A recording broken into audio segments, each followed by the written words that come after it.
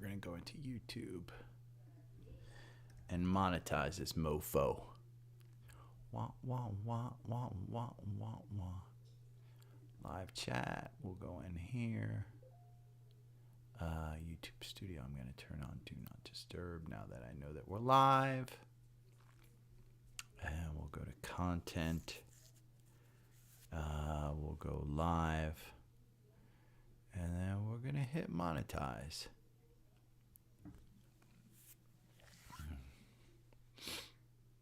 Okay. It is all set. Hit the like and subscribe button.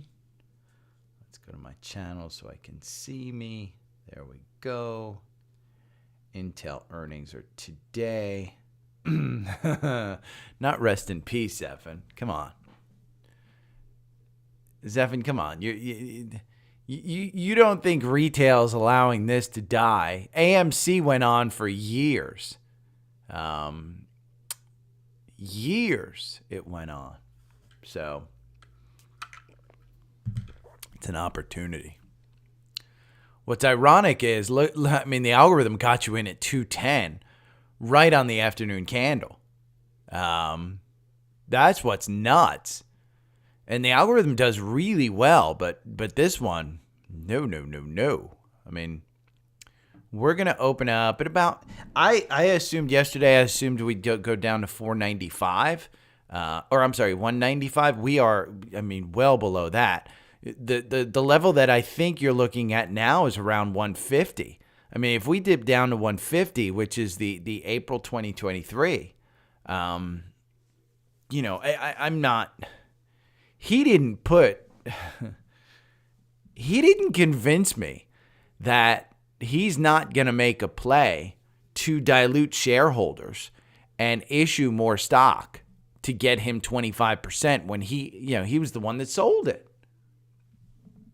Let me see. Real GDP. GDP 3.3% versus, let me see. We're seeking alpha. We're going to go home, and it should be under breaking news. Yeah.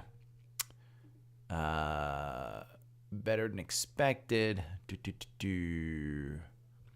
Versus 2.0%. Expected increases in consumer spending, exports, and government spending.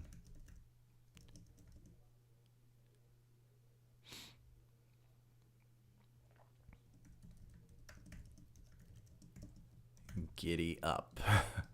I mean, this is what's crazy is that the market is crazy good.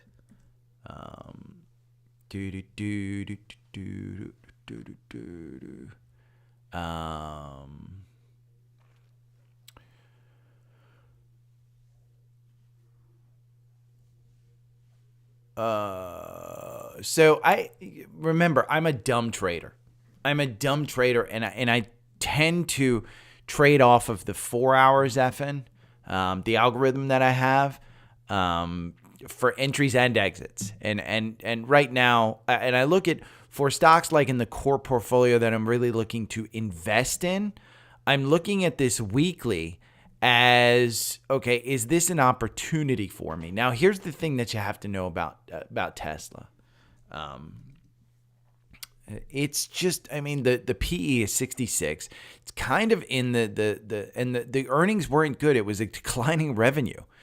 And so you've got a situation kind of like Apple, where its revenue is declining. It's in a downward trend here. And it was just overexcited of July of last year. And you'll see, this is a great chart right here on FinViz, the daily chart, because you can see the lines from July of last year and just going down and in that channel. And like I said, if we do hit that 170 mark, 177, you're at the bottom end of this daily channel. And I think, in my mind, that's probably a channel that you want to trade off of if you like this company. If you like that's the big thing. And it kind of goes back to yesterday. I kind of went off, and I didn't mean to go off. But people trading versus investing and asking me about specific. Let me open up the notes so that this picture comes through. People asking me about the copy. Let's see if it. There we go. There we go. Okay, perfect. People asking me about, Larry, about crazy stuff sometimes. I don't mind people asking me about nutso stuff. But just realize when you ask me, and the point was when you ask me about a biotech company, and I wrote this in the newsletter. I wrote it yesterday. I think I put it fairly well. I'm not a biotech guy, so I don't trade it. If I want to trade in it, I'll trade the chart. But that's not something someone needs help with. You can paper trade, you can point is. My point is that the tools are there for you, but I hope nobody would expect to send me a biotech chemical or a name in a sector that I'm completely unfamiliar with and have me say, oh my God, this is the silver bullet stock that's going to make you a millionaire. That's not how it works. Hey, Chris, I may win that 1 month of TrendSpider for you based on Tesla.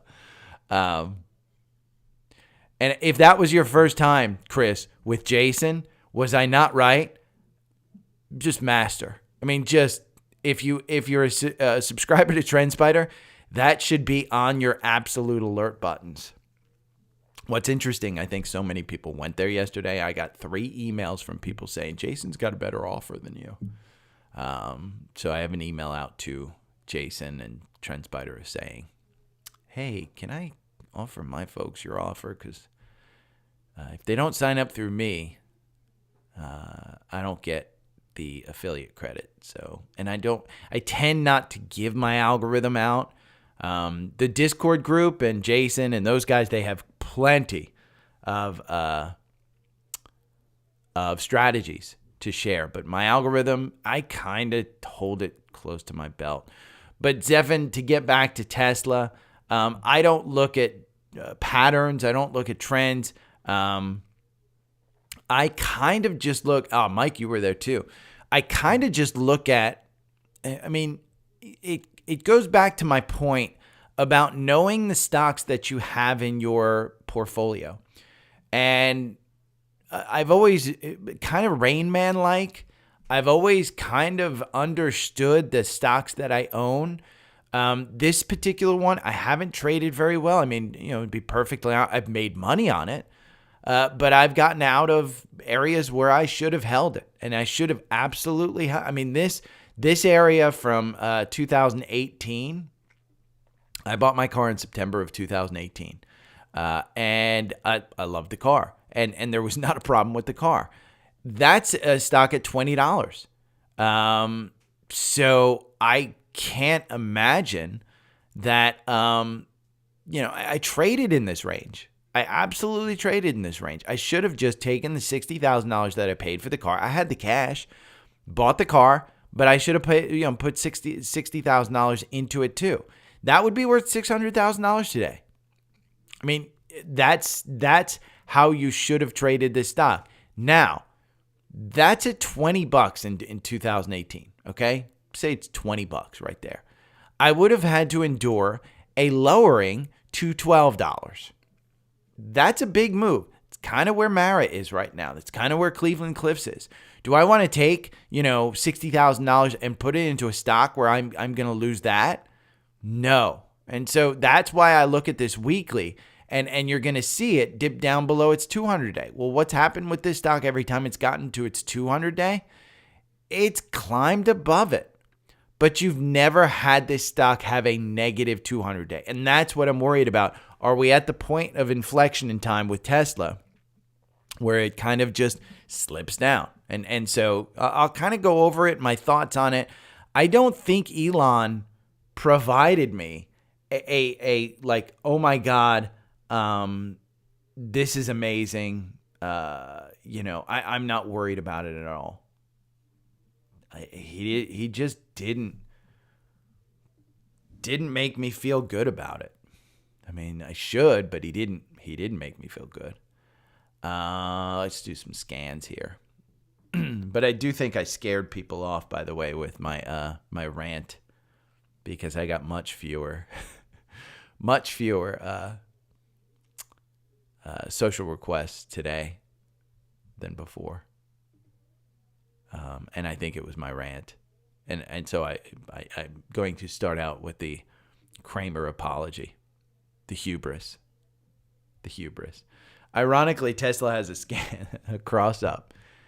This is what's nuts is you have earnings may not be a time to rush into this with Elon being the main catalyst over the past 2 years. Wait for confirmation. We had confirmation. Yeah.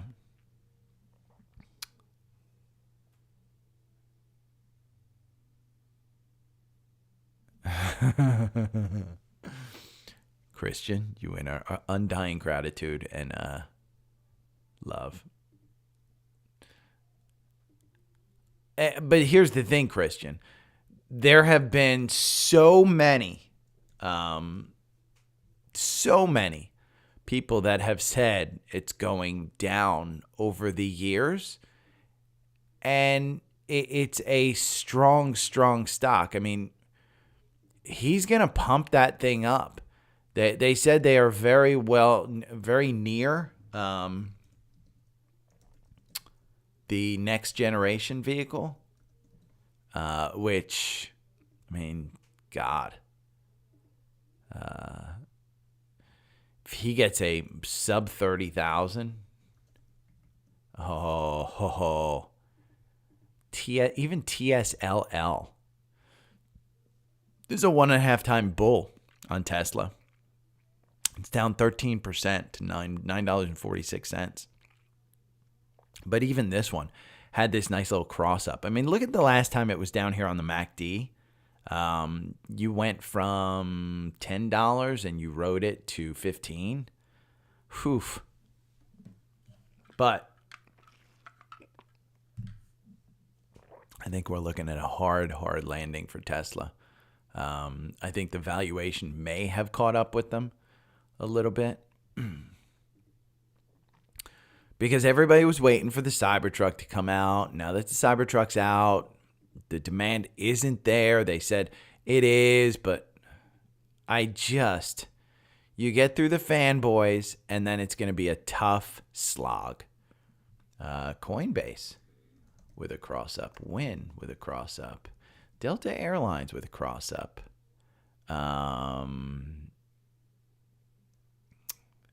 Neo and Lee?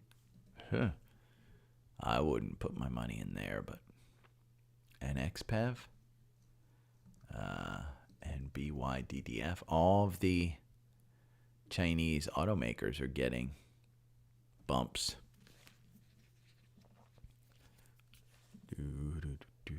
Okay.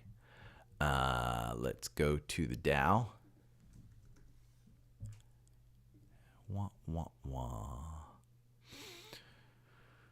Nothing in the Dow. Let's go to the NASDAQ. I know there's going to be some there. Scan. ANSS. ANSYS. And Tesla. Nope. I don't know ANSYS, so I'm not putting it in.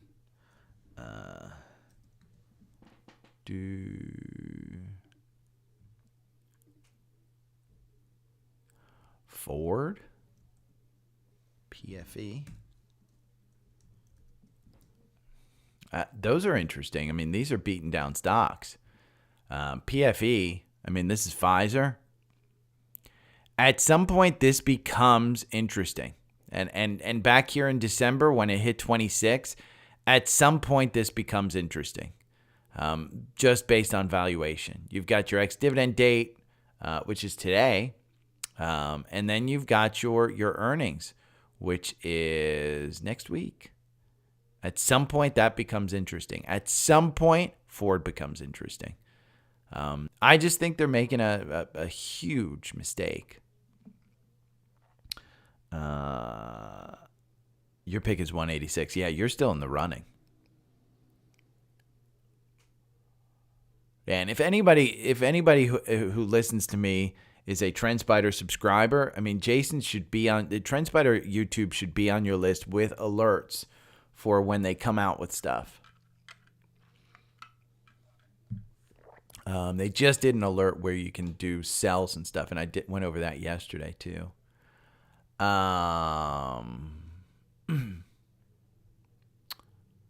Let me see. Can I bring up chat on this? Let me see chat. I think I can. Yeah, there we go. So I can do that. Sweet. You can chat with me in here in Substack, just so you know. Can absolutely chat in here. Okay, I've got everything that I need. Let me see about futures. We're up pretty well.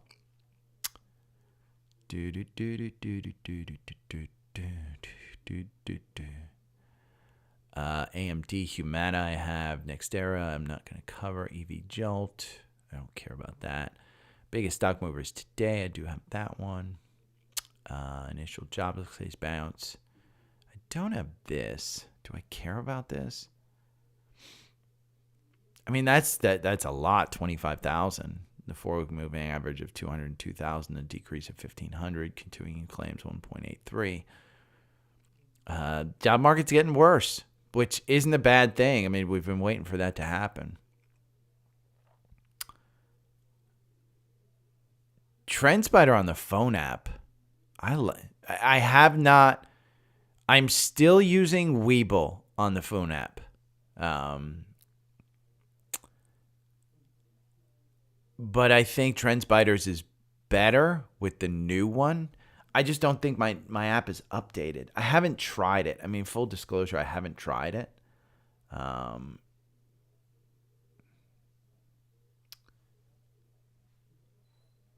The New York Times is the 7 stocks driving the S&P.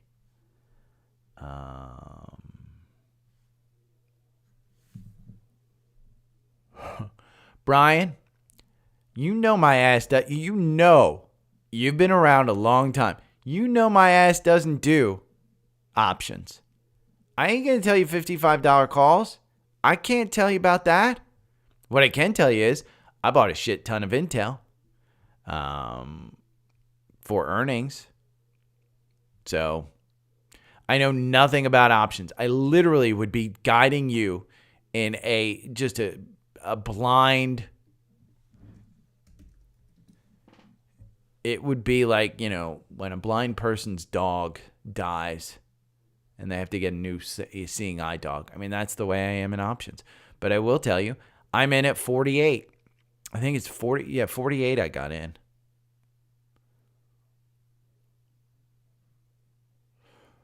Yeah, Chris, you like that chats indicator. I don't use it. I mean, if anybody wants to, let's see. It's exclusive to TrendSpider.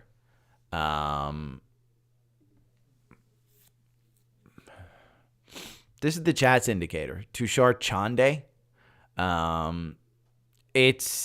I do like go, no go. And it's similar to that. It's similar to, it's just a line that kind of tells you when to get in, when to get out. Crafted to capture both momentum and trend persistence. It amalgamates the 14-day RSI normalizing 100-day returns. It's a, it's a great, all of their indicators that they do, what you have to understand about TrendSpider, TrendSpider is built by traders for traders. I mean, that's essentially what this platform is. I use it in a very systematic way to gain entry and exits on stocks that I think are fundamentally sound to go up. Intel's a great look at this. So I use these charts as, okay, we've passed the 200-day. The 50 days moving positive. The Bollinger Bands, we're trading at the top. We're not outside the Bollinger Bands, but we're trading at the top. We've got confirmation above there. Yes, the MACD is super high. Yes, the RSI is super high in overbought territory, but you have a catalyst called earnings. So how do I use TrendSpider? I see that the earnings are coming up here. I see the volume. If I pull this back to highs here, you know what? Let's pull it back to these highs. This was February 2020. I see that this range right here between 47 and 51 is a volume. It's got a volume shelf there. So do I think that there's a tremendous amount holding up there? I don't know. Let's use this. This is a new tool that I just found. Let's see where people are holding on to where it. Yeah. See, there's a volume shelf up here. The majority of people are still from this date, which is 1 year and 10 months. These dates right here, point of contact, the VWAP is 41. That would be your support level in my mind, because that takes the highs into account. That takes the lows. So if I'm looking at this stock, I'm saying I'm buying it at 48. I may have a 20% downside, but I'd probably be okay dollar cost averaging it. And I think, yeah, Matthew, this is kind of, I probably should be doing this on the real podcast, but this is it. I mean, this is why I decided to get in. Semis have been hugely impressive. If you want to a real thing about real recap, I'll point you to this newsletter. Let's see. Not the most popular recent post. Let's see all. SMCI. Yeah. This newsletter from 23rd, so 2 days ago, which is when I got in. And it's free. It's free. I'll put it in here. The real recap on why I bought it, Matthew, is right here. That's the newsletter. And there's charts. You go down here, and interesting chart. There's DPST. There's Roblox. There's Palantir. Earnings tonight, Netflix. Currently at I said, hey, if you don't have a position in Netflix, it's still got much more room to run. So the biggest downside is that you don't get in, and it continues to run, and it's continued to run. Now it's pulling back. 3-day rule. You can kind of buy it after 3 days. But here's the Intel stuff down here. My biggest play this week is Intel. The 4-hour looks solid. The weekly looks a bit stretched. Like I just said, it's high on the MACD. It's high on the RSI. But here are charts that from Seeking Alpha. Using the chart in Seeking Alpha, you can see 1 month return. Intel's only up 0.48. Qualcomm's only up, it's up 6.54. AMD is up 20%.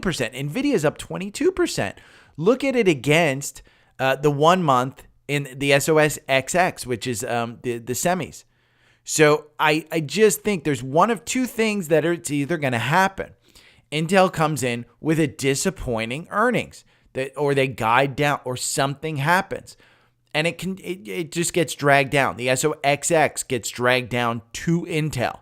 AMD and NVIDIA get dragged down, and Qualcomm get dragged down to Intel. Or Intel continues its run up to 51 or 52. And for me, I think the risk reward is good. And so this is how I use these tools that I've got. TrendSpider, Seeking Alpha. It's all, in a good time, you can get these for under $500 on sale. But I view it as that's a lost, for instance, say you want to buy a new Xbox. I've been in the market for a new Xbox, blah, blah, blah. And you want a new Xbox. And you're like, it's January. They always go on sale around, the summertime when, kids are out of school and they really want to sell Xbox. It's a lost opportunity cost that you don't buy an Xbox in January and you wait until July and it doesn't go on sale. and you save $20. You could have been having fun between January and July hitting Xbox. So don't let the price scare you if you've got a large enough account, because I think, if you use the tools that are out there, and if you don't have a large enough account, don't spend money on tools. These tools are just there to help. It's almost like buying back time. And I've gotten so good at using the tools to just look at stuff that I think it helps my trading. But understand, all of this information is out there for free as well, or at limited costs. You can get this kind of stuff on different charting platforms and stuff like that. You can't get the chats indicator on other platforms, but you can get this charting stuff. I mean, it's just data. Again, it's put in a platform that allows me to take a quick look at stuff and just, see, hey, I can do this stuff. Remove this volume by price. So hopefully, Matthew, that gives you a great idea.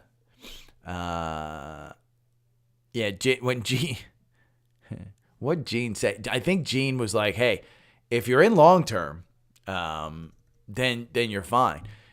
For the short term, I worry. I think that's what he said. He's really, really good.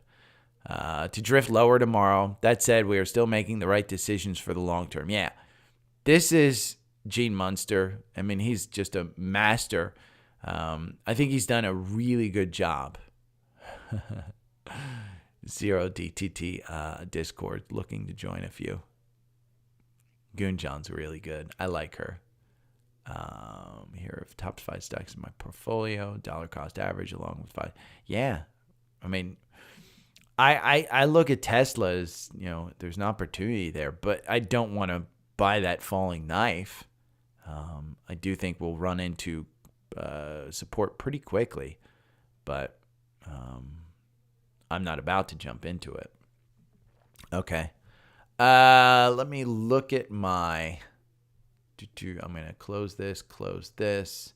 I'm going to close this. Initial Josmas claims I could care less, to be honest with you.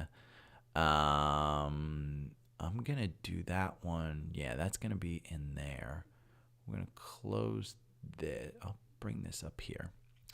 I'm going to, let's see, we're going to go to the bottom of my chat. And I've got some stuff. Seeking Alpha. UBS raises AMD. We've got UNH. If you're in UNH, my dad just got out of UNH. And I've got a couple of charts to show from TrendSpider because, and then I've got this one, which I've got to hit pause on. Last call, because I think this is going to start playing. Breaking news. We're going to play that one. I've got this chart to go over. Tesla in 5 minutes. We've got biggest movers of the day. We've got the fear and greed index to go over. And I do have, I don't know how to bring this up. Let me see. Seeking Alpha.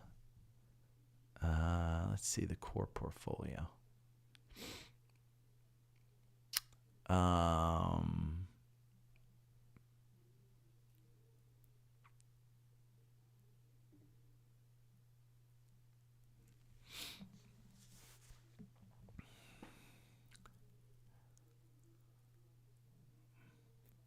Pavan, it's up to you. Pavan, I ain't going to tell you. You know me well enough. I ain't going to tell you if it's an earnings play. I tell you when I get in, but don't follow a douche on the internet. Pavan, do not. Don't follow it. I mean, that's the number one rule of this podcast is do not follow a douche on the internet. And I am that douche on the internet. So I ain't going to, if you want to play for earnings, that's up to you.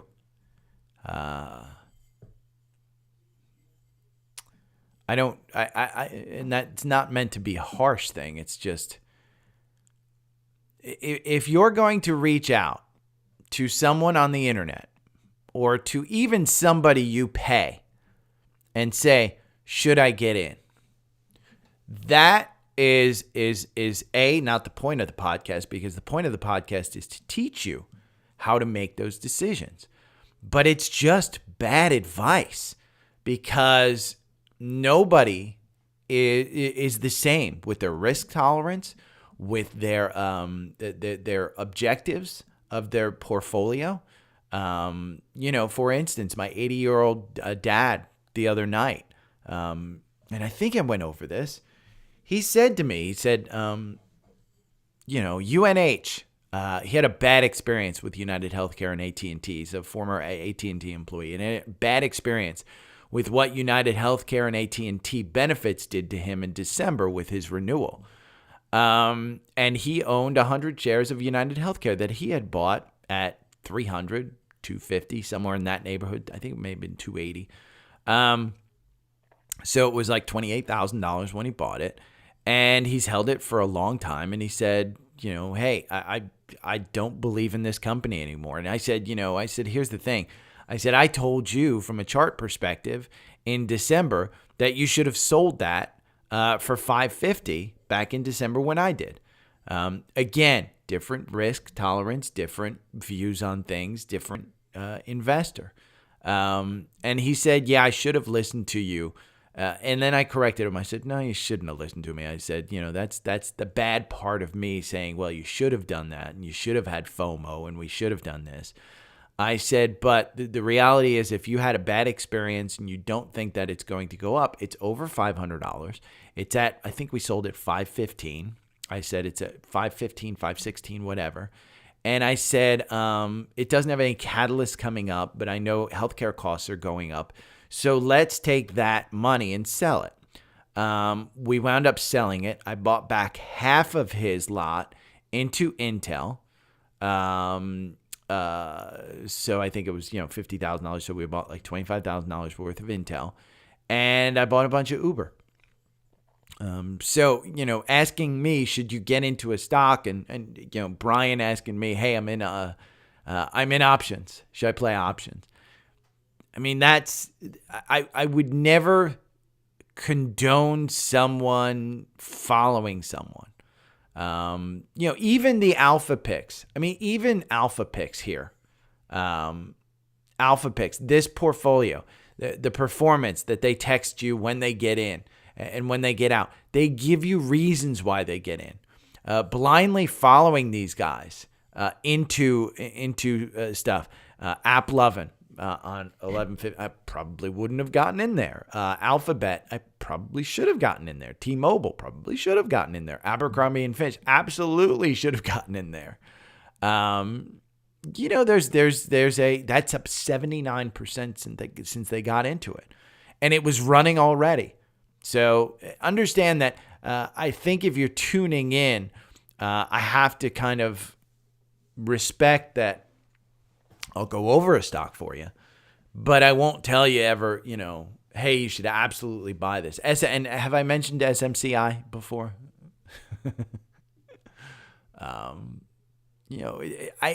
am really open, and I am not one of these guys who 100% is out for the money. I'm not out to sell you a course. I'm not out to sell you a lot of stuff. Even the paid newsletter.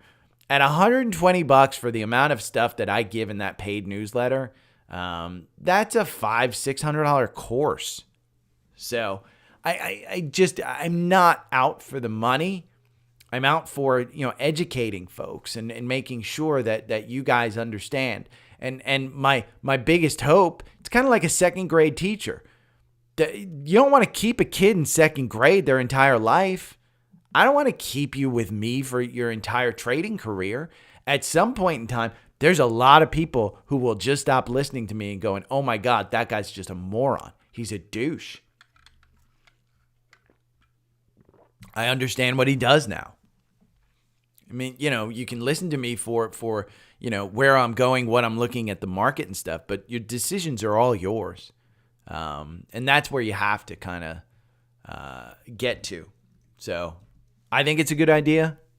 Do I think that, Intel right now, it's close to 50. I think it popped to 50 yesterday, in fact.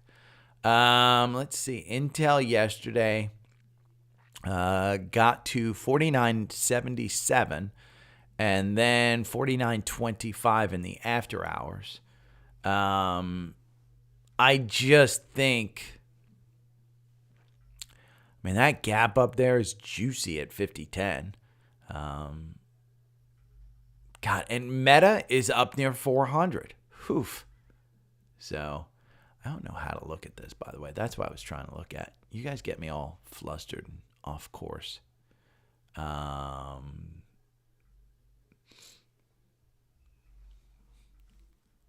Year to date, Meta's up 10%. I hope I've got a lot of Meta. I don't even know if I do.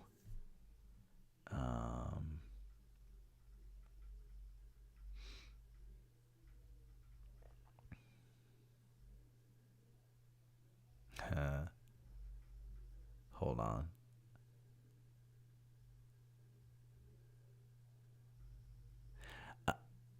I won't mention their name. I am contacting you because I have a complete package for you, either as an active trader, which can maximize the profits in digital assets, or passive income investment, which can earn you up to 20% per year. Are you interested? Business opportunity. No. Anybody that offers you passive income at 20% compounding per year, no, not interested. We're going to close that down. We're going to go to FinViz. We're going to go to the Qs, and then I'm going to start the podcast.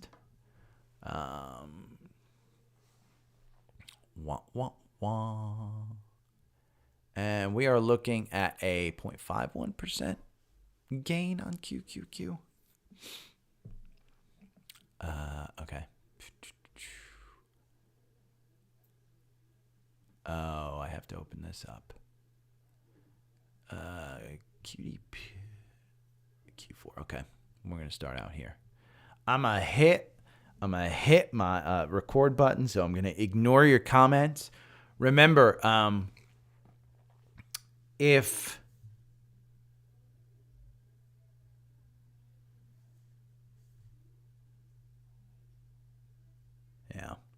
my dad's texting me.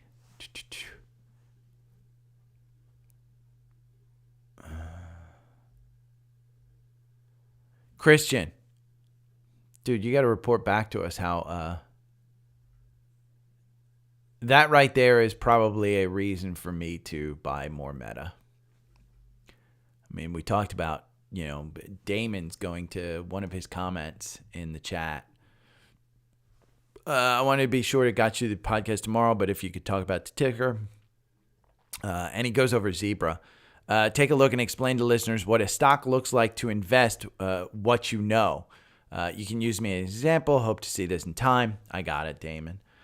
It's perfect. He's talking about Zebra. He works at Home Depot, and they got Zebra's phone software and hardware.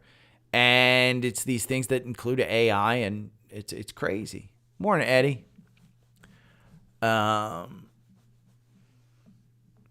Christian, I should buy one of those MetaQuest 3s, to be honest. But my ass will go out and get the $3,000 Vision Pro.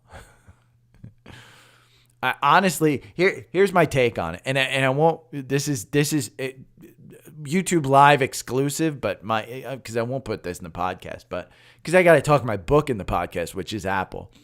But I think the limited amount of apps that are launching with the Apple Vision Pro starts to look like the decline of what's going on out there. Oh, okay. It's bags that are dropping. Looks to start the decline of the Apple dominance because Meta, nobody's worried about Meta, and they're creating their own platform for it. But companies like Spotify, companies like Google with YouTube, companies like Netflix, companies that are pissed at the 30% App Store thing. They don't want to develop apps for the Apple Vision Pro. So it's interesting. But nobody looks to Meta as oh my God, their App Store, is going to charge me a ton of money until it does.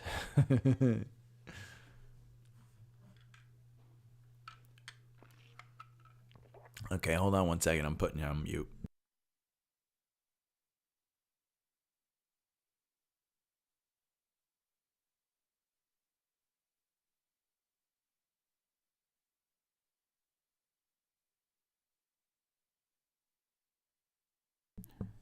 Sorry, I'm talking to somebody here. She's leaving, so I want to say goodbye. Wah, wah, wah. Okay. And I know the dogs will start barking, just so you know, when she gets out. Okay, I'm hitting record. Good morning. It's Thursday, January 25th. It's the day after Tesla earnings. I was right to be cautious. I'm horribly upset that I was right, because I think if you hold a bunch of XLY or any Tesla in an ETF, it's not a good day. You're down 8%. I thought 195 was going to be support. TrendSpider held a nice little contest yesterday on their live, voting for the opening price. You get a free month of TrendSpider. It's too late to enter now, just so you know. But I said 195. I think Chris said 185. So I think he may win, but it's 190 right now is where we're at. It was a crazy day. So Tesla, we'll go over the whole thing, and I'll show you some charts that I saw. But the big news of the morning is GDP rose. It was expected to rise by 2%. It rose 3.3%. That means the economy's strong. The economy's going.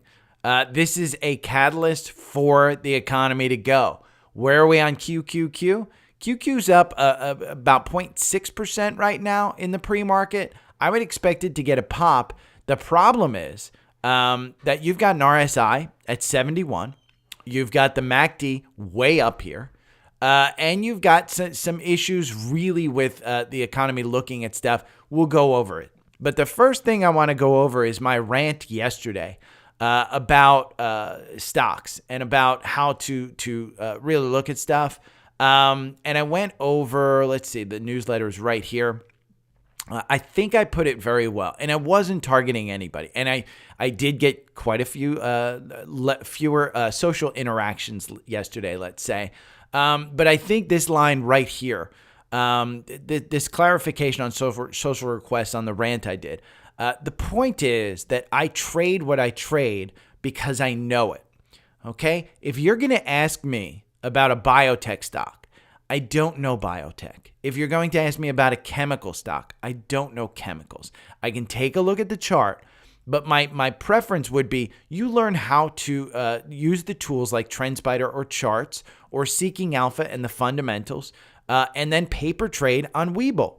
And so where do you get all these tools? You can go to my link tree, linktr.ee/dailystockpick. Sign up for Webull. You can paper trade on Webull. Sign up for Savvy Trader. Follow my trades, but journal your own trades. Understand you can paper trade on both platforms. You don't have to pay for charting software. Webull has a free desktop charting software. I love their app. You can use the app to chart stuff. Get used to the tools that you have at your disposal. And that's kind of my point. I don't mind answering questions. But my point, the tools are there for you. And this line in particular, which I wrote, if someone thinks that they're going to send me a biotech name, a chemical name, or a sector that I'm not completely familiar with, and have me say, oh my God, this is the silver bullet stock that's going to make you a millionaire. That's not how the stock market works. That's not how you invest. That's not how you should be trading. That is not something that would be sustainable. So I just want to point out, continue sending me names, but I don't think that you're going to find a silver bullet in a name that I feel comfortable with. I'm 53 years old. Many people that listen to me are significantly younger. I am not a guy who participated in the GameStop foray of January 2021, I think it was. I would have gotten out with a nice 10 to 15% gain in GameStop. I was not waiting for Roaring Kitty to sell his stuff, because you don't listen to somebody on the internet. His thesis was solid. His understanding of the stock, solid. His understanding of where it should go, solid. Even he didn't expect it to go up that much. But the guy doubled down and he bought more GameStop. So understand, different people view things differently. So you shouldn't follow somebody. The point of this podcast is to give you the opportunity to develop your own tools, your own understanding, and your own comfort level. And if that's something that I don't match up with you, then fine. I mean, listen casually. You can read my newsletter and see which ones I do. But understand, you have to be comfortable with yourself. I invested in Intel. I invested in QQQ at 407 down here. I invested at TQQQ. Other people were saying the market is stretched. It's not going to go up. Well, I'm up a nice 5-6% in this one. I'm up 10-15% in TQQQ. I'm up a few percentages in Intel. Just understand the purpose of this podcast is to give you the tools to succeed, not necessarily to tell you to not invest in Tesla, not necessarily to tell you to invest in Netflix. It's to find you the tools that make you feel comfortable. And that's if that's the outcome of what this podcast does for you, nothing makes me more happy. I don't need to sell you anything. I don't need to do anything. But if you find a tool that I don't use, but you can use to help you trade, that's where I'm at. And that's why I have the core portfolio, is because the core portfolio, in my mind, are stocks that aren't going to zero. They are not going to fall down by 40 and 50%. Now, Tesla, it's down a nice 10% today at 190. It's finding a floor at about 190. TSLQ was the play, and that's why I provide you those inverse ETFs that you could trade with as well. But with the GDP rising, the market, it does have another leg up if it does. I got an email, and I get this email from Seeking Alpha as part of the Seeking Alpha premium service. You can import your portfolio. I have the core portfolio in here.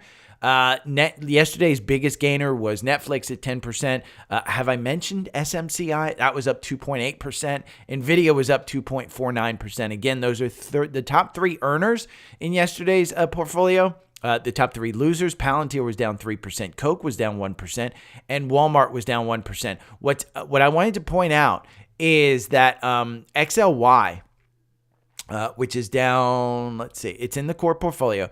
They got a move down from a quant rating of buy to hold yesterday. So this is one that got a buy rating it's a downgrade. They're kind of seeing the top. Look at that 52-week slider.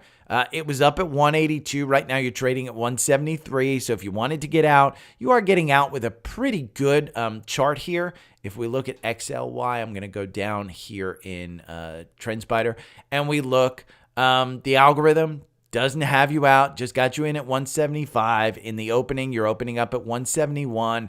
You're seeing, if I pull this back to recent times, again, these are sectors that you don't want to trade per se, but you look for entries. I would probably look for an entry probably around the 170 mark. 171, I think you're fine. 170, 128. If you wanted to get out and take some profits, it was about 174 right here. I think you're fine doing that. Shopify was another one. If we go over to Shopify, this is in the core portfolio. I've been screaming at this one since about 50. It got up to 80. You can see at 83 is the 52-week range. It went from a strong buy all the way down to a hold. They don't always give information about why they moved this stuff, but you can see it goes from a strong buy to it's going to move to yellow in this quant rating. You can see 125, it moves to a hold based on profitability, based on valuation. It's run quite a bit. We can look at the 1 month. You're looking at a 3% gain. 6 month, you're looking at 22% gain. Year to date, you're looking at 3.6. Over 1 year, you're up 89%.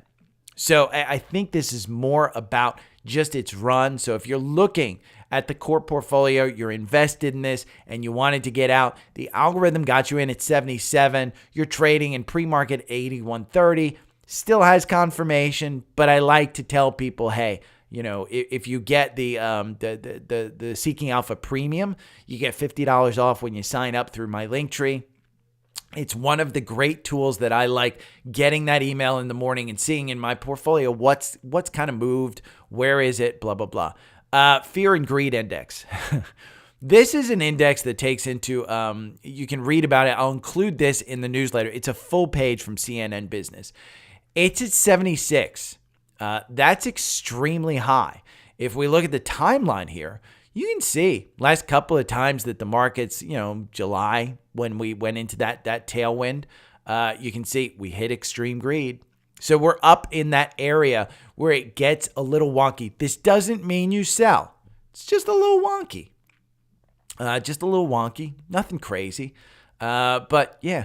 Yesterday's biggest movers in stock, Nokia rose more than 7%. IBM surged 8%. Las Vegas Sands rose 3%. Again, I'll include this. Tesla went down by 8%. And let's talk about the Tesla earnings. Gross margins were 17%. I had posted that Gene Munster said that margins were the key point.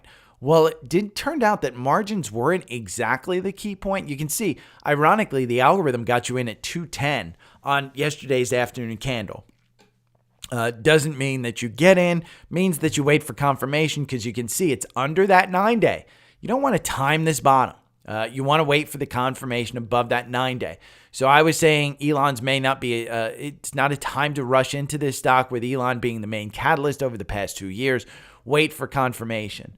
The problem is they did not give guidance, and in the specific release, and even they talked about it, they expect 2024 deliveries to be notably lower, and they didn't give guidance about what notably lower growth means. It looks like they'll be focused on cash flow, which is good, over the amount of deliveries. Maybe what they're doing is they're moving from Wall Street saying, hey, don't judge us by the amount of cars that we sell, but maybe by the cash flow. So I wrote in my notes, I expect 195 to be a support level. Katie Stockton believed that 208 was a support level. She said if we didn't hold 208 or come to 208 in the next couple of days, look out below. So what I wanted to point out was yesterday, I did this while we were going into earnings. You can see this is a 5-minute chart. The 4-hour algorithm said, hey, get in before earnings. If you were trading and trying to play earnings and you were looking at a 5-minute chart, you can clearly see there's no reason to get in there. And even after earnings, there was no reason to get in after earnings unless you were playing TSLQ. That was the play. TSLQ was the play. But the 5-minute here, if you want to play earnings, these are great. Shrink your timeline, shrink your chart down to a reasonable level, because these things move super fast. And once you find that direction and you find out, do I have confirmation on TSLA? Well, no. If you find yourself, on the downside of the 9-day on TSLA, you know what has confirmation? TSLQ. And TSLQ today, we'll just look at TSLQ here in TrendSpider Live. Let's see, TSLQ is up, it is up 8.7% today. So, and I think there's a levered short on Tesla as well. But I wanted to show you this 5-minute chart. It's not live, but this is what I was looking at yesterday when I was on live with TrendSpider trading. Dan Ives, the Tesla will rage after this conference call. We remain fully bullish. And Gene Munster said this the best. This doesn't totally knock out Tesla from being a good stock. I think Elon called it an air pocket, period of growth for Tesla. They're basically focused on things that are not China. He said, hey, China's a risk. And China is basically pulling prices down so that Chinese automakers are actually winning because it's costing them less, and they have stuff. So just understand that I don't think that Tesla is a bad stock. I think it will continue to be a good company. It's extremely expensive, and I think the valuation's kind of coming to home to play a little bit. It doesn't mean that you don't trade it. It means that you could absolutely probably make money in trading it, but just be a little bit careful and maybe move your timelines in on that one. We're at 189 right now. Next thing is TQQQ. And I wanted to point this out too. Looking at a 5-minute chart. Again, if you wanted to trade triple levered ETFs, I'm trading TQQQ on a 4-hour chart, so 4-hour candles. But if you look at yesterday, and it's a great example, take a look at this. TQQQ lost confirmation yesterday, and you could have made 3% in trading that short on that side. You could have bought puts. On TQQ, I don't know what options, so I don't know if you could play that, but it was clear we were losing momentum yesterday, and we were losing it very hard, and you could have played it to make 3%. How do you make 3%? Well, you go over to SQQQ, and you take a look. Once we gained confirmation, this is a nice 2.63, and again, it's a triple levered short on the Qs. So you can play these things if you have the cojones to trade, triple levered ETFs. I would not trade triple levered TVS unless you're a quick trader and you have some type of button that you can do on a 1-minute chart. I think the minimum that I ever could trade it successfully was a 5-minute chart. And I would look to make 1% scalps, 2% scalps, to add up to maybe a 5% daily gain. And I would take losses when you lose confirmation, but find that moving average that you like, and you can back test it. You can go into TrendSpider and say, hey, every time TQQ goes up, I want to buy. Every time SQQ goes up and gains confirmation, I want to buy on a 5-minute chart. You can test that in TrendSpider, and that's why those tools are so incredibly good. Let's look at one stock. One of the guys asked me about DWAC a couple of weeks ago. I think it may have been live on YouTube, and maybe I didn't include it. DWAC is one. This is the Trump SPAC. And ever since Iowa, and there have been a couple of people, ever since Iowa, it spiked up. Here's the problem. And this is the problem with these stocks. And this is why you want to trade it, not necessarily on a 4-hour, but maybe a 5-minute candle, because they move so quick. Now, I would trade this stock. I would not own it. This is not a company that's actually going to make money. They have not outlined how they make money. They have not outlined anything. This came from a SPAC. It got pumped up when Trump got in. I don't even know if he still owns it, to be perfectly honest with you. But they haven't made money. They haven't outlined how they make money. I don't even know when you buy the stock what you actually own. So I haven't done my research into this, but if you wanted to, you could trade this. Now, did you get out when it got to 58? Because that's the high. If you didn't, and you're reading some charts and you're saying, well, it's got hope, it's down to 37. I don't know if you got out, but I hope you got out. Yeah. Now, my dad, I told this story on YouTube Live, but my dad called me a couple of days ago and he said, hey, United Healthcare, he wasn't happy with what they did with AT&T. He's an ex-AT&T employee, and they kind of screwed with him on some benefits with United Healthcare. So we sold at $5.15, and I said, hey, Dad, I know it got to $5.50. I sold out at $5.50 back in December because United Healthcare, I've said it before, under $500, I think you can buy it. Over $500, I think you sell it.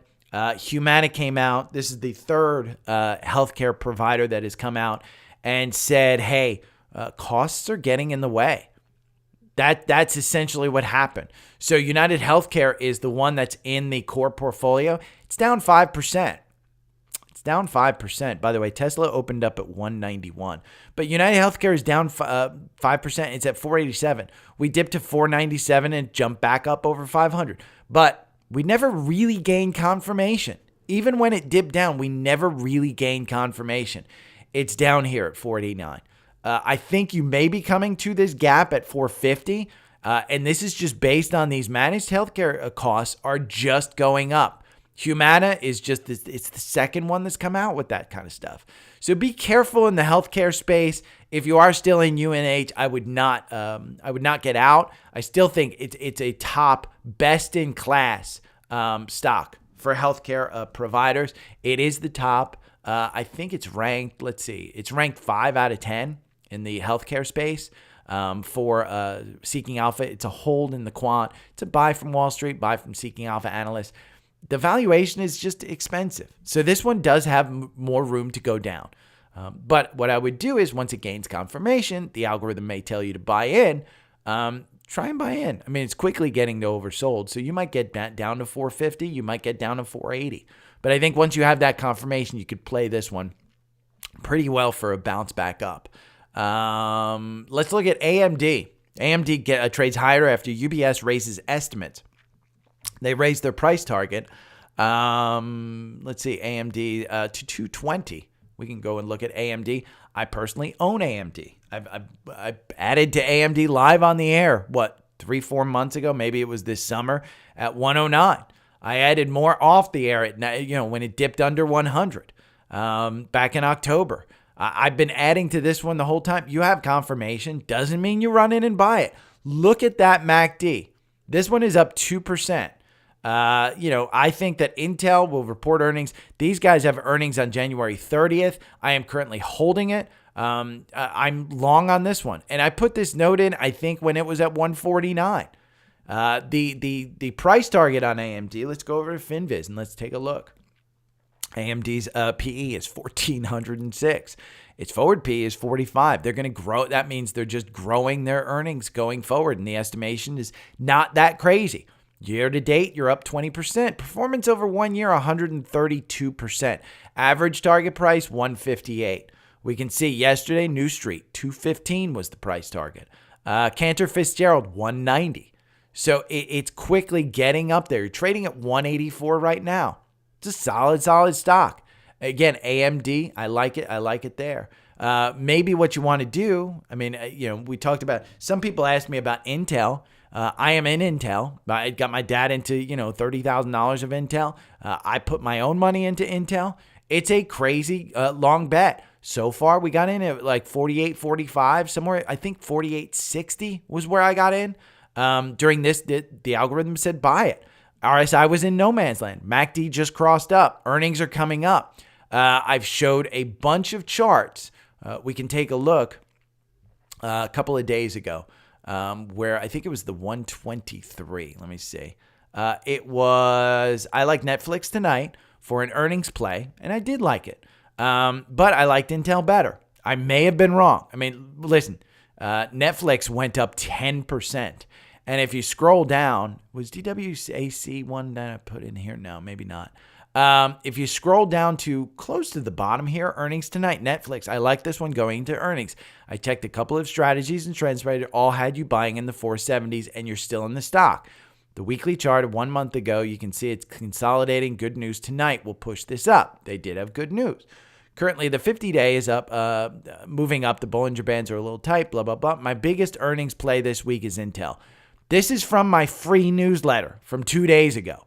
I like the 4-hour looks solid. The weekly looks a bit stretched, but I looked at the 1 month comparison to the core portfolio and my ownings, Qualcomm, AMD, and NVIDIA. Okay. Intel was only up 0.46%. Qualcomm was up 6.54%. AMD crazy up 20%. NVIDIA 22%. I own all three of those. Okay. I don't own NVIDIA, or I didn't own Intel. Look at it against SOXX, the semi ETF. Intel's up 0.46 over 1 month. SOX is up 5.83. One of two things have to happen. Either Intel has to come up to meet close to these three, or these three have to come down over the next month, and they're not going to perform as well. I just said, hey, I think it's worth the risk in Intel to look at this. I put it out there. Doesn't mean that you follow me. Means that you have to create your own hypothesis on this. Now, is it too late to get in at $49.54? My target was covering this gap up here to $50, $50.12.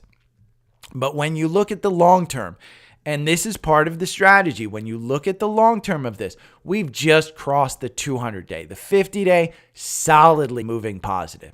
So if I think it's going to pull back, I said this before, I think it's going to pull back between 42 and 44. What would I do then? I'd double down. Because you're in this upward movement, because Intel is in a recovery process, yes, it's moved a lot. Yes, we might have a huge sale, but I believe that this company's coming back. So that's where it, maybe what you want to do with all these earnings coming up like AMD, NVIDIA, I don't know if NVIDIA has, SMCI has their earnings coming up, even though they pre-announced. You may want to play SOXL. Look at the solid move in SOXL in the algorithm. From 28 and you're up at 39. This is a triple levered ETF on the semiconductors. You're up 41% in 13 days. 13 days. It is incredibly overbought at 77. It is incredibly high up on the MACD. But take a look at the last time the MACD was here. The last time the MACD was here, yes, we dipped down from about 30 to 28, but you still went up. So I don't want you to be taken out there. Maybe play SOXL. Okay, I'm stopping the reporting. Ooh, ELF. Maybe I'll put that one in, Sherry. I like that. I'll be right back.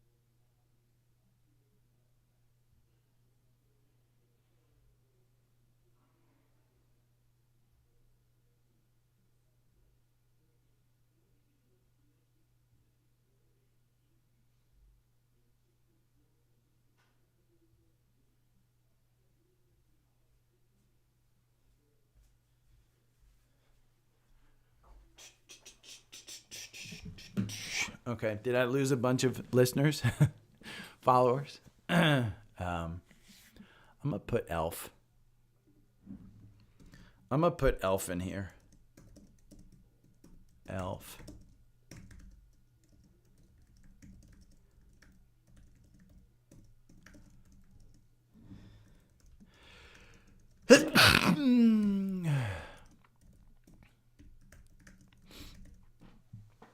Okay. Oh, I had that sneeze coming for a while. Oh, hit the thumbs up button while I'm going to hit record again. Okay, Sherry just reminded me on, so SOXL, you could play that one for earnings, but ELF, this is one Sherry has loved, and Sherry has been absolutely 100% right about this stock. You've been capitulating here for a little bit. Your RSI came down into no man's land, 53. You're up 1.15% today. Remember how I started off the podcast by saying that consumer spending is up? Well, ELF has earnings on February 6th. February 6th, they have earnings. So they're coming up here, in the next couple of weeks. this is one to watch because ELF has been a crazy good mover. And take a look at that channel. That channel right there, you're up at the top of it, but you're continuing to move higher. Might be one that you want to look into. We've talked about valuations before. This one has a PE of 72. The forward PE is 48, but their growth has been there. Up for 1 year, it's up 186%. Performance year to date, up 7%. Target price is 164. But when you look at the January 22nd, Morgan Stanley, they moved it from overweight to equal weight. They moved their price target up to 168. That still would be a good move from 154 to 168. Again, the average target price is 164. If we look at the insiders, they're selling. I mean, the value of their shares, this is the senior VP of operations, sold at 152, $2 million worth. Probably putting in some type of pool or something in his backyard. Chief executive officer sold at 139. I mean, these guys, if you look at the value of this stock, I can't blame these executives. These guys just got into this category. ELF is one of the biggest things from what I know is that they got on TikTok and they got some TikTok trends and they're sold through retail outlets like Target and stuff. Social requests. I did have some social requests, ironically. And social requests. Herme25 said on Spotify, can you share your screener for scans in your newsletter? I have my screener in Webull set up, and I would like to compare. I don't use Webull to scan. I don't have one to share in Webull. I use one in TrendSpider. And while I'd love to share it with you, Herme, it is part of the secret sauce. So it's part of the, hey, if you sign up for through TrendSpider, this is part of what you get. So while I'd love to share it with you and guide you, we go back to, I am just a guy who's here to provide you some tools and some guidance. In order to get those tools, it's up to you. You shouldn't compare. Here's the thing. As a long-term listener, my screeners work for me. I've got a note here. I gave it away for free, but I wouldn't have repeat listeners, whatever. I put that note in there, but here's what I probably would tell you. Listen, my algorithm is based on a MACD. What does my screener look for? It's on a 4-hour. There you go. That's enough for you to figure it out, Herme. So take a look at that. What I scan. If you want to see what I actually scan for, just join YouTube Live. I do it live. I do my core portfolio, which is free on Savvy Trader. If you don't have TrendSpider, go to Savvy Trader. You can see the core portfolio. I do my own personal stocks, which I scan. I have a list that I do not share because a lot of those stocks are risky, and I'd rather not lead people into those stocks, but I do scan that. I do the Dow. I do everything, all this lists that I share as if you sign up for TrendSpider, I've got several watch lists that I share with you that you can scan on your own. And then I do the Dow, the NASDAQ, and the S&P. So it's as simple as that. Now what I'm looking for, again, it's a 4-hour algorithm based on MACD. That's as simple as I can tell you. I'm not going to share it. I'm not going to put it out there, but that should be enough information for you to look it up. Luke from Spotify says, DHI, very interesting. Never seems to miss resistance. Is this thing set up to implode? What are your thoughts? They just had I went over it yesterday. They had their earnings. They imploded. It imploded yesterday. Now, the algorithm got you out with a nice 34% gain. You probably should have gotten out with a 54% gain. But I'm keeping an eye on it. Here in this country, we have a housing shortage. And D.R. Horton is one of the builders that's actually making money and building more homes. If they could do it quicker, they would. And they would sell out. So I just think that D.R. Horton is not a bad long-term investment. Now, the valuation, because interest rates are going up, that's the valuation. The PE is a 10. The forward PE is an 8. If interest rates stay higher for longer, this one will get hurt. If interest rates start to come down, this one will start to go up again. I mean, this was January 2021 into 20. Look at 2022. I mean, 2022, if you had just bought in January of 2022, let's look.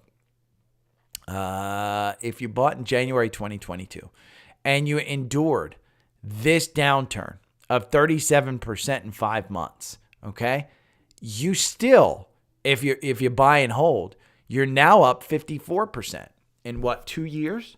So I don't think the DR Horton's a bad one. Do you want to trade it? That's up to you. Trade at your will. But I would say from the 4-hour standpoint, it has you out. The 4-hour algorithm, just so you're aware, it loses you 6% in this stock. The buy and hold over 2 years makes you 60%. So I don't think the algorithm works. I don't think trading this one works. I think you can find these dips, but this particular one, this is why the algorithm loses you money. You have to buy it when it has confirmation. Right now, it has no confirmation. But if you're buying for the long term, the MACD's way down. It's completely oversold. So I don't think it's a horrible one. What are your thoughts on the split of GE in April? Would you buy or sell? I don't even know about the split in GE in April. I don't own this stock. I'm not an expert on this one. Let's see. I have to Google what the hell, the stock split. Look, the quant rating is a hold. General Electric's 2024 sets up further upside, spin-off on tap. So it's not a split. They're not splitting the stock, but there's a spin-off, I guess. I'll include this analysis of it because it's probably better than what I would do, Daniel. I'm not a huge GE fan. I will tell you that I owned GE in the past. I did not, I did well in it, but I'll show you I owned it back in the 90s. I mean, this was the Apple of the 90s. I owned it in the 90s and I haven't necessarily got back in. I mean, that's been my thing. Look at this stock. I mean, this is monthly from November 1994. I was 24 years old. And you're up, 614% over 5 years. That's 100% a year. That's how good this stock was. When I started trading in 1988, probably 86, 87, somewhere around there, this was a stock that could not lose. You see this downturn right here in 87, but that was the market. But here in 85, I mean, this is probably realistically the way I owned it because I did not get out at the top. I probably got out here, but it's a 1,400% gain. Now, I did get out at the right time and diversified myself, but that's kind of the way you need to look at GE. If we look at the monthly here, and I've gone over this in the past because I've got this channel up here, you're not at the 200-day on the monthly. If you look at the weekly, again, this stock is just in a rebound. You're over the 200-day. You've got some confirmation above that. The algorithm makes you 68%. Buying and holding makes you 83%. The 68% provides you some gain. I don't know about the spinoff. I don't know how to trade this. I'm not, particularly impressed with GE, just historically. So again, it's not my core portfolio. I'll put it that way. Would I buy or sell? That's up to you. What's your long-term plan? But I'll include that article, this one from GE, because this guy, I mean, we can go to the conclusion real quick. They use bottom line. I have a buy rating on GE. I see the stock fundamentally undervalued while the chart is very strong ahead of Q4 results due out next week. So he likes it. He said he'd buy more. Damon put this nice note in here in Substack. So you guys know I have a chat in Substack. You can chat with me in Substack. You can chat with me anywhere if you're on. I wanted to make sure you got this for the podcast tomorrow, but if you could talk about ticker ZBRA, cross up, possible gap, fill, retrace. Target is 277 to 300. It's the company that does the phones for retail stores. Home Depot, which is where Damon works, has them, including Walmart, Giant Eagle, Target, Costco, just to name a few. They're the leaders in this niche, and a good tech name, since quality and tech are some things that's hot, all-time highs. So I needed more tech exposure in my portfolio. So I was thinking, what you said more about trading what you know. And I was thinking about changes in Depot just had with the upgrade they've done recently with the first phones, what they call it to enable AI in them. And a couple of things, they like texting pictures back, bay imaging.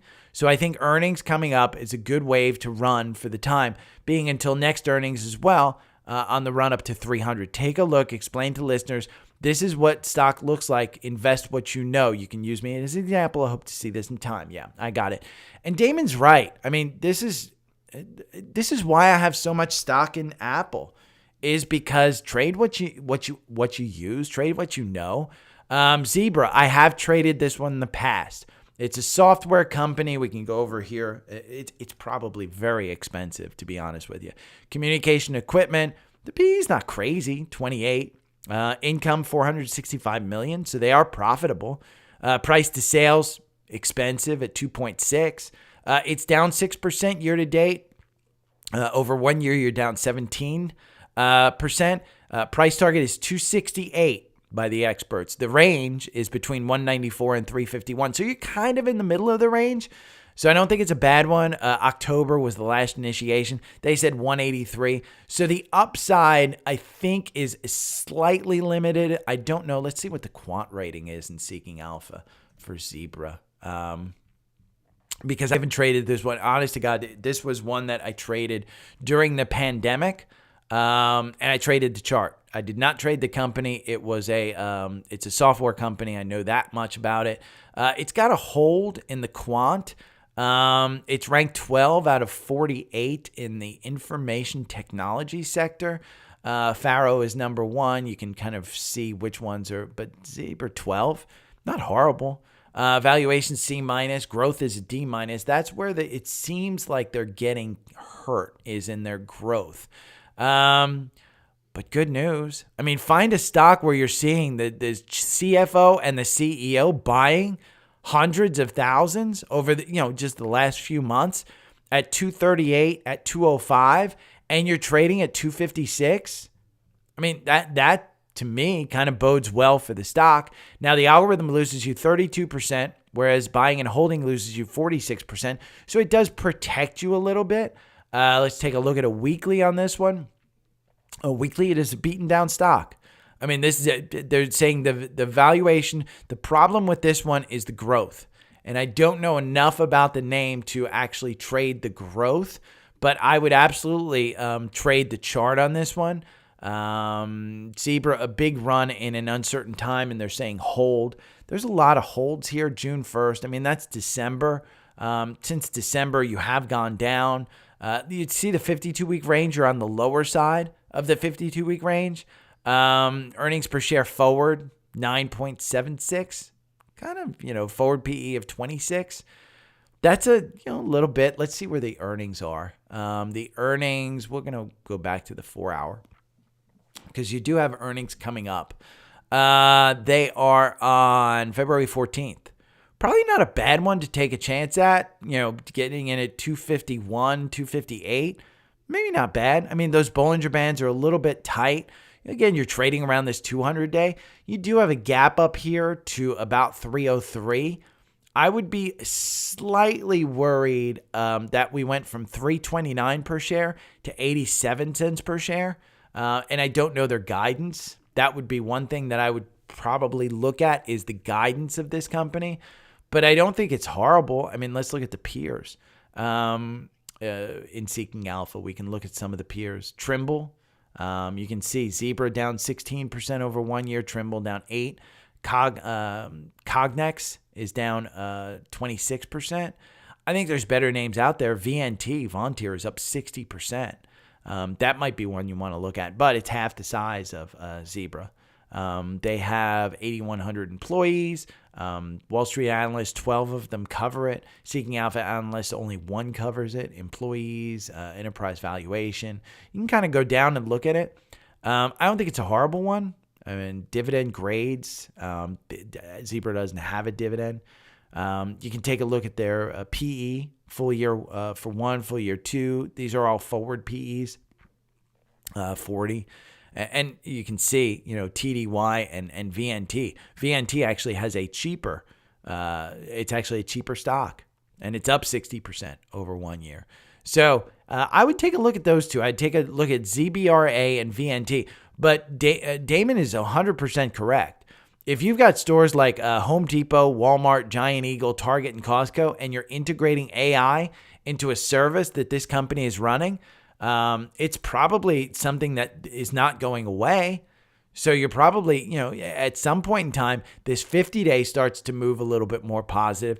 That would be, if you're looking at long-term in your portfolio, Damon, that would be where I would look to, hey, when does this 50-day turn positive?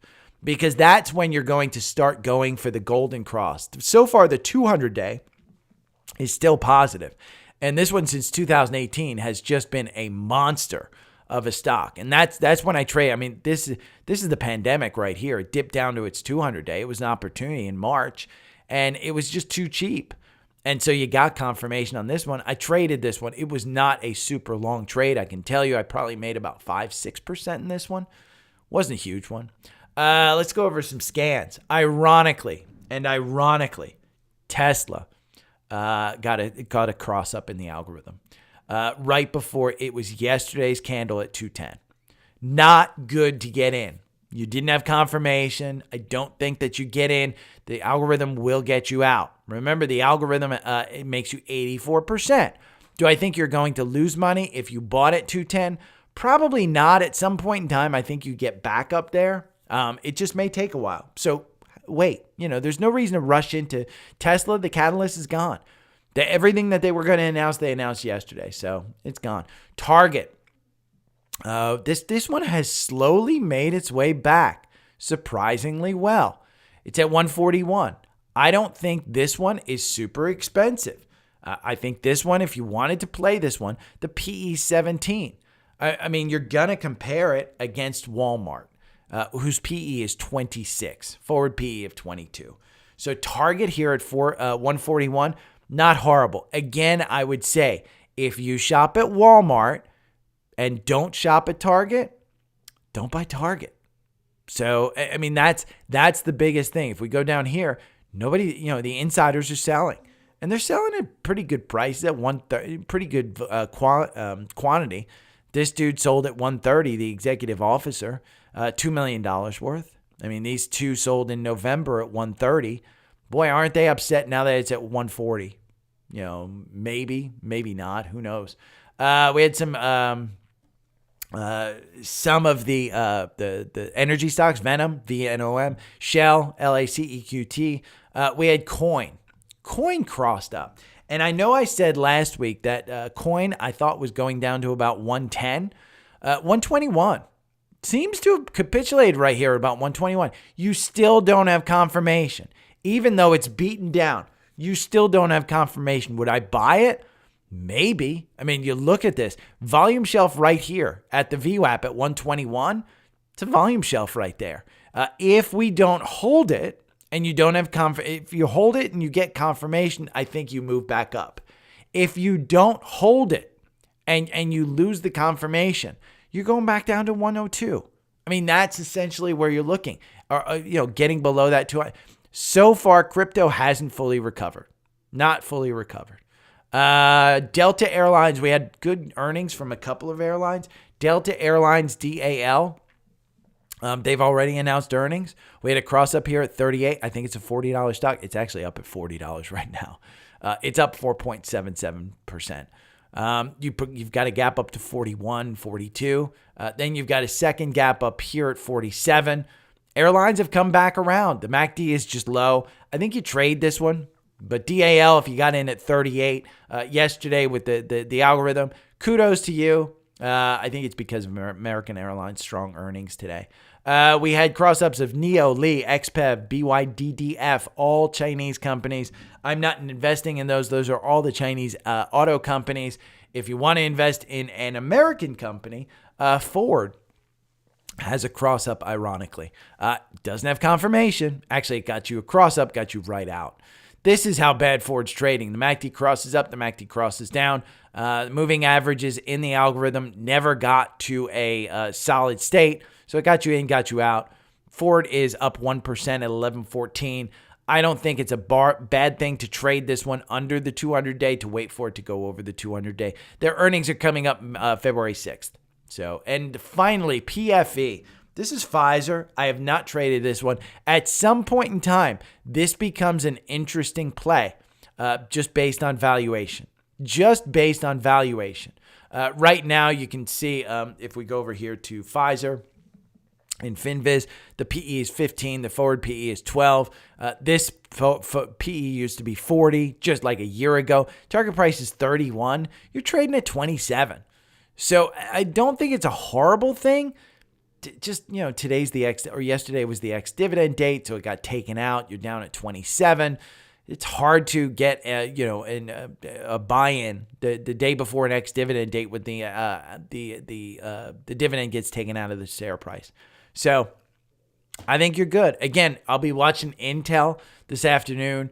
I hope I didn't scare anybody off. Remember, continue to ask me about stocks. Just don't be upset. I got a couple of emails where they said I was a curmudgeony old dude who didn't understand, specifically around, I think, DWAC, DWAC, and stuff like that.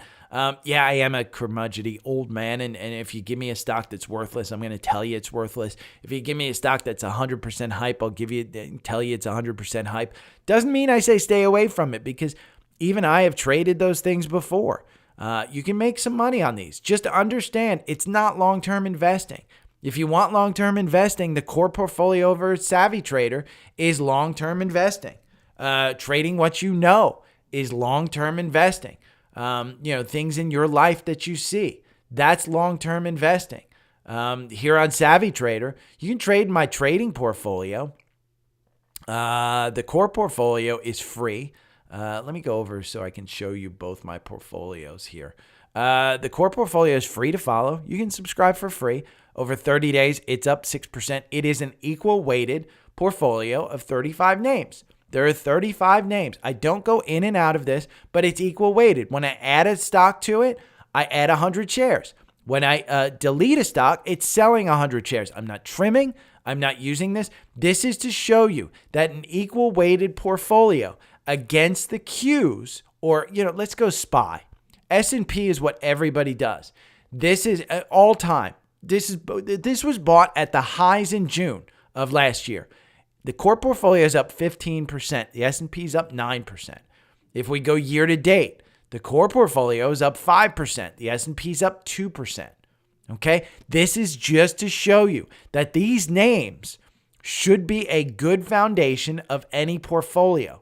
And it should be 500 companies, because these companies are leading the industries that they're in. Tesla is in this one. Pan W is in this one. Goldman Sachs, Apple, Pepsi, Walmart, Google. Exxon is even in this. It's back over 100. 94 was a great price to pay for Exxon. So there's that portfolio. Then you've got the trading portfolio. And this one is a cost. But to show you what's in the trading portfolio, it's SMCI, it's AMD, it's Amazon, it's NVIDIA, it's Uber. It's high growth stuff. It's Intel. I added that in. It's IONQ, which is up 6% today. If we compare this one to SPY and we go year to date, I'm up 15% and SPY is only up 2%. If we look at the all-time, this started in June of last year, June 1st, I started this. I'm up 27%. SPY is up 11%. I just do a better job of trading. I mean, that's essentially all that it is. So it's, I'm still in Mara. And if you look at Mara, and you look at this, Mara, I'm down 40% on. Palantir, I'm down 10% on. But most of the others, I've been able to get some gains before, I actually get out. DraftKings, I sold too early, but I did sell it out of here. I made some money. If you look at the history of this, Intel I bought, DocuQ I bought, TQQQ I bought, QQQ I bought. You can see I traded SQQQ for a positive gain of 0.12. So I'm in and out of certain things. NVIDIA paid a dividend. Mara, I bought 100 shares at 26.87. And yes, I actually bought that in my portfolio. So you don't have to pay for this, but if you want to pay for it, you can absolutely pay for it. It's $25 a month. But I usually give you everything that I do here in the newsletter, which is free. The paid newsletter, in my mind, you're better off paying me $120 for the education of the newsletter than you are for following my trades on Savvy Trader. But if you love Gary, you will subscribe to absolutely everyone. So, okay, that's it. I will talk to you guys tomorrow. Intel earnings today. I like it. I like it a lot. And to quote Roaring Kitty, I like the stock. Boom, boom, boom, boom, boom. Okay.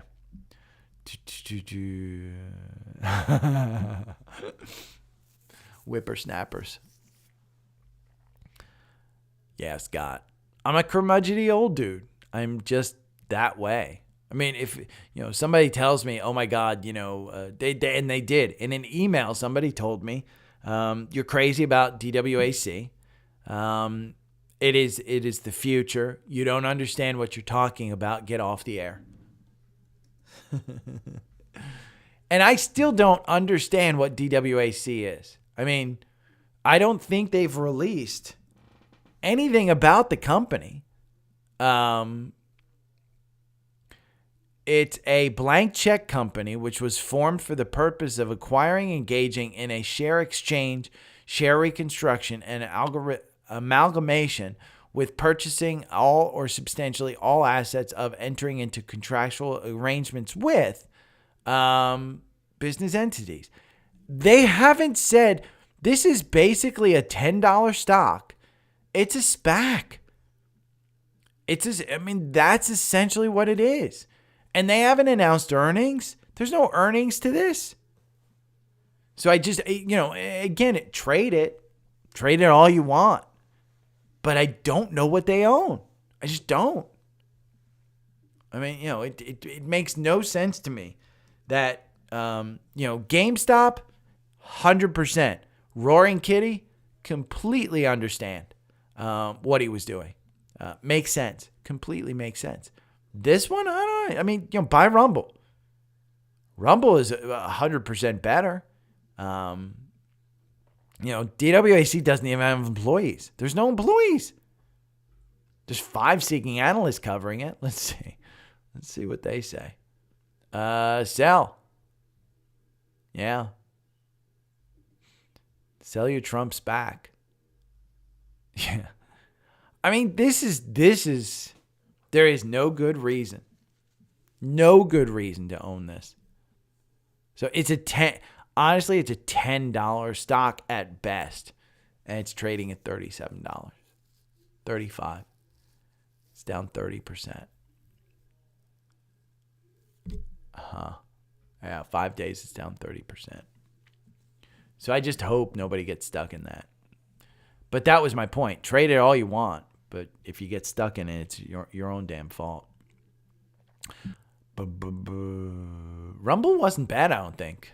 I think Trump does a lot with Rumble, I think. I should say the Trump core audience does a lot with Rumble. I don't use it. I don't watch it. I think I went on it once. YouTube was significantly better for me. And so I think there were a couple of creators that I know who went to Rumble exclusively, got off of YouTube. I think they were paid specifically to go on Rumble, which isn't a bad thing. I mean, as creators, you always want to get paid, if you're creating content. But I just don't think, you know what? Let's see who won, Chris. Let's go to Jason's. Let's see who won. He didn't tag me, so I didn't win. You may have won. Krutsky.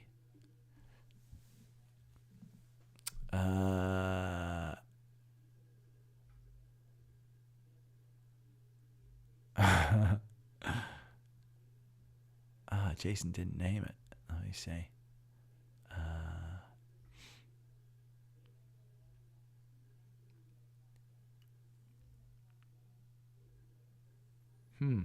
That's interesting. I don't even know what all that means, but okay. We're going to tell.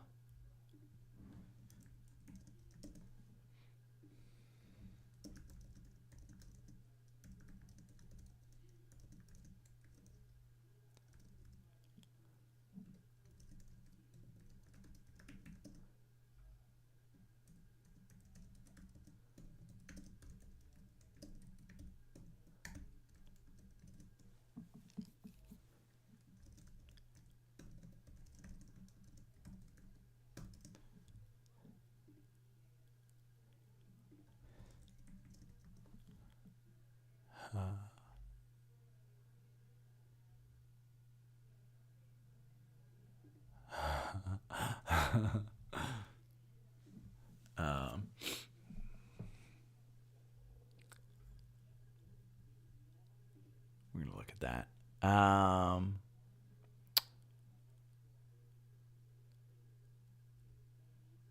Who did? There was somebody who partnered with Barstool today, I think. Let's see.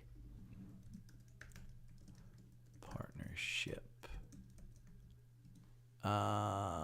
Let's see. We're going to go to news.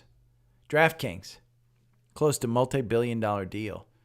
That's the big one. I mean, here's the thing. Penn buys Barstool for like $1 billion, sells it back to Portnoy for $1, and now he goes and is partnering with DraftKings? Man's a genius. He doesn't get the app, but he gets, DraftKings gets the partnership, and they get another, few $1 million of equity put into Barstool. It's amazing business job by him. Let's see, indices check. I'm gonna check I gotta go and talk with my dad. He wants to talk stocks. Let's see. No, they thought Portnoy. DraftKings fits much better because they don't have the Vegas and Chinese regulators. I am up 0.37. NASDAQ is at 0.5.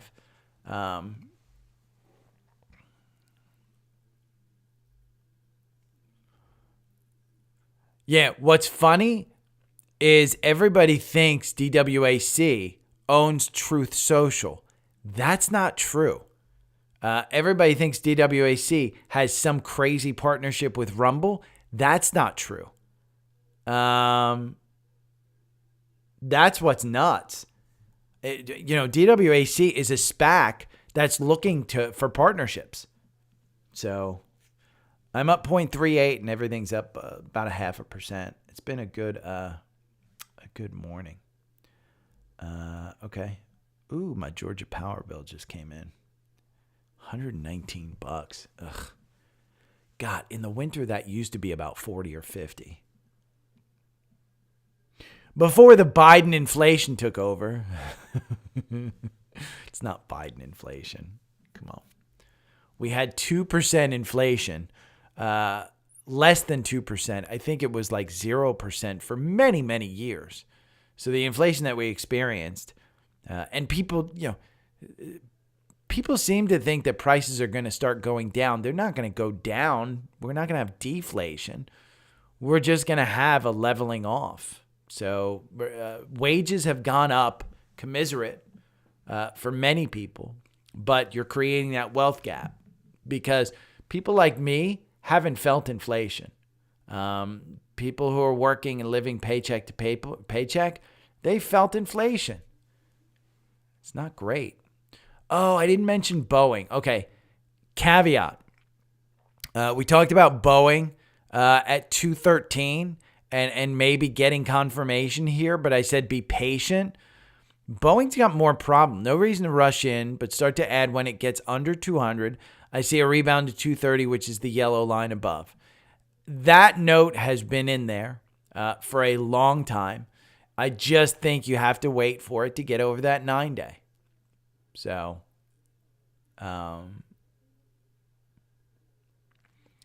yeah, perfect, Chris. I don't think Rumble is something to hold because I think they pay for a tremendous amount of content. I don't think that they have a great business. Even YouTube, 5-6 years ago, didn't have a great business model. It's got a fantastic business model now, but it's at scale. So it costs a tremendous amount of money to get something like that up and to support it. Okay, I am out of here. I'm here every day for anybody that wants to join me. The biggest thing is the newsletter. The newsletter is free, so you don't have to listen to my rantings for an hour and a half every day. So join me. Spoiler. The newsletter crossed a big milestone yesterday. As far as the total number of people that subscribe to it, not paid, but the total number of people that subscribe to it, it's been 6 months. And to make that milestone, I think is fairly incredible. So if you subscribed yesterday, I will be giving those people an email today, a special email with a special thank you and a special little prize. So if you subscribed yesterday, keep an eye out for that one because if you're new, but continue to, definitely subscribe because I do think that the content is worthwhile. It just shows up in your email box every day. I mean, it's a good one, so you don't have to listen to me. And even if it gives you one idea a day to trade, that's good. Oh, IBM is up 11%. Whew. IBM was the earnings play of the week. They just mentioned AI and it took off. I mean, it just took off. Look at this from a weekly perspective. That one, if you want to short it, that's going to come back. Yeah, Mike, you've been referring people too, so thank you. I think you got a free month out of that. I think it just adds on. I don't exactly know what happened. Mike, I'm a dumbass. I started this in June of last year, the newsletter, and it was a slow trudge up. Obviously, with the podcast, I got a bunch of listeners that signed up.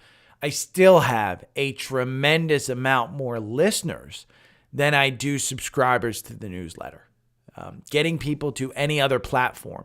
So the main platform is still the podcast on Spotify and on Apple. That's where, tens of thousands of people listen. But getting them over to YouTube, impossible. Getting them to the newsletter, impossible. So, but finally, it seems like the newsletter is catching up. I think what is it, like 20,000 people I think follow me on the podcast stuff. So yeah, I always say this: if somebody's desperate for free, just email me if you want a free month. I give a free 7-day trial. So right now, and as it gets, I upped it from I think 80 to 120 in December because the paid portion. There's a lot of paid portion in here. And it includes the stuff, but I have a good archive of looking at stuff, indicators I use, why I use them, my trend spider setup, the grade 8 psychology of being a trader, free tools, how I determine confirmation, including videos that I learned from. So there's a great archive of stuff. A lot of this is, this is a Christmas one where I've got cash because I sold a bunch of stuff and it gets dangerous. I need to sell some stocks for tax purposes. So how I'm choosing them and what to sell in this rally, tools I use for my strategy. Chris, it's hard. And I think a lot of people like to listen to me in their cars. And so YouTube doesn't make sense The audio makes sense. Even like, I listen to the All In podcast. I listen to My First Millions. And those are my two main ones that I listen to. A couple of comedy ones as well. But I don't necessarily watch the videos. And when I started doing videos on Spotify started promoting me a little bit more. But it still says only 30% of the users watch the videos. Now, if 30% of the if 30% of the users if 30% of the users on Spotify just came over, that'd be great. But, I only have 1.3K subscribers. It's not a lot. I get about 100. I get between 200 and 400, I think, views a day between the videos. So I'm not making money over here, but, Spotify pays me. YouTube pays me a little bit on ads. And the paid newsletter I get paid too. So, yeah.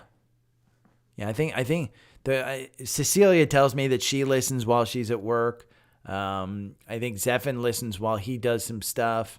I think people listen to the YouTube live for the chat as well, because it is more interactive. I like it. What? Yeah. Fuck it. We'll watch it live. Okay, I got to go take a picture of myself for the thumbnail.